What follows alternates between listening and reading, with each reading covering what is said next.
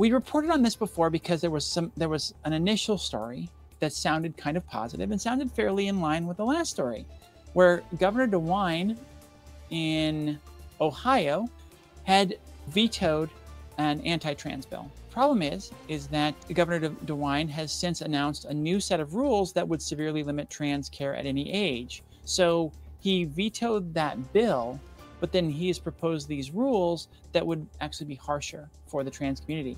According to the governor's press conference, these rules would go well beyond HB 68, the bill banning gender-affirming care for trans youth. Under the new announced restrictions on trans care, they included care for trans adults. Care for transgender people would have to be signed off by a psychiatrist, an endocrinologist, and a bioethicist.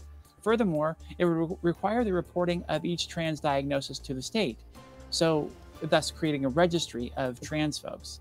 Shortly after the press conference, an announcement was posted on the Ohio Department of Health website containing a slew of burdensome rules that appear borrowed from similar tactics used to close abortion clinics. The rules included expansive surveillance system for all trans care with no opt-out.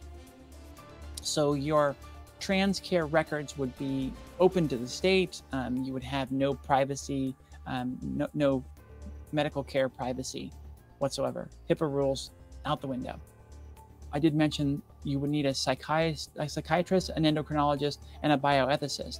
And what they're doing, like they did with abortion care, is they're mandating that an office that provides any gender-affirming care must have all three of those types of doctors specifically certified in those things, in those areas. So a psychiatrist, an endocrinologist, and a bioethicist.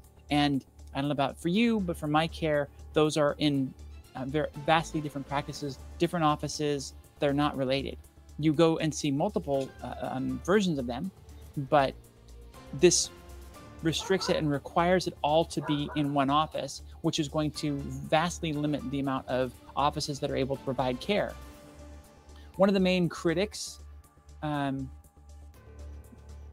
journalist Evan Urquhart, explained the issue in a thread on Twitter in what this article calls an expert manner.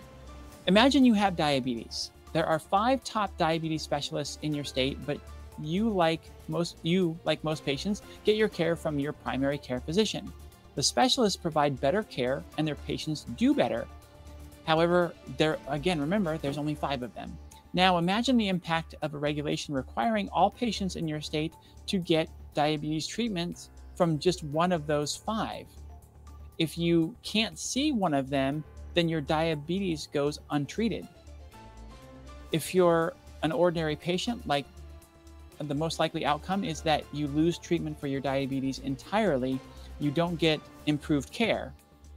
As you know, restrictions like this try to imply or try to say that that's what they're doing. They're trying to improve care with these restrictions, and that's how they get passed. But actually the effect is to limit the amount of care available and thus cut a lot of people out from getting any care, even if it's extremely important and valuable for them.